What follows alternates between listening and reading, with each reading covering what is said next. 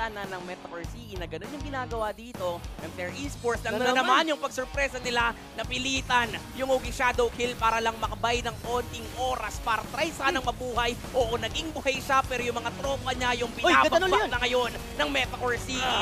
Nasa pagitan ng dalawang tore pero tuloy lang sa action at ngayon si Fritz binababaran yung lantern ni Amboy na pa-flicker out na lang sa ngayon pero mukhang hahabulin pa rin talaga siya. May flicker din naman kasi yan at nandun yung kill. Hindi pa rin tapos yung laban ni Sander naman ngayon pwedeng sumabun. Try ng Flare sila yung mag-engage pero wait lang, may sorpresa na naman. Apat ang nag-diversion at kung si para-harapan. This is gonna be a 5 versus 4 situation. Mukhang delikado nga mga miyembro ng Flare pero nandun nakaka-free hit lang si Kiel1. Another savage na naman ba yung makikita natin. Subscription nga lang mula sa kanya pero hindi yan matutuloy kasi sila ay sinasayaw. Tsaka ni Sander. So hanggang doon lang ang kaya ng Flare for that Lord Dance. And diversion, andun. At mukhang inabangan sila dito ng Flare pero kahit abangan nyo kami, hindi pa rin kayo magiging ready at kayo. Surprise pa rin sila eh. Kung baga alam mo na, isa-surprise ka sa birthday mo pero na-surprise ka pa rin.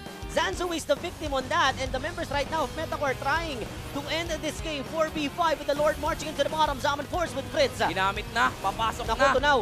Ginawa ng dance floor mismo yung base ng Flare. May Lord pa silang makakasama doon sa may panang iba pa pero si Kiel1 tinatry pa rin depensahan yan. Saan sila pumunta? Doon lang pala sa gilid, harap-harapan nag-TP sa kalaban at mukhang kompleto pa rin. Hindi, mamamatay ngayon si Pom pero iisa-isahin pa rin ang Metacore at mukhang tatapusin ang Game 1.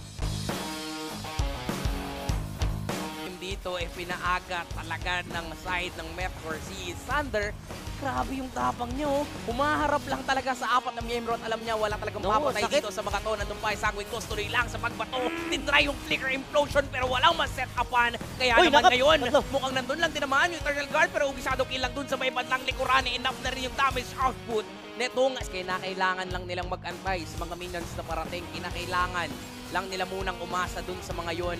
Lalong-lalo na ang Metacore, tila ba nagmamadali? Tila ba gusto nilang tapusin to ng mas maaga? Look at that!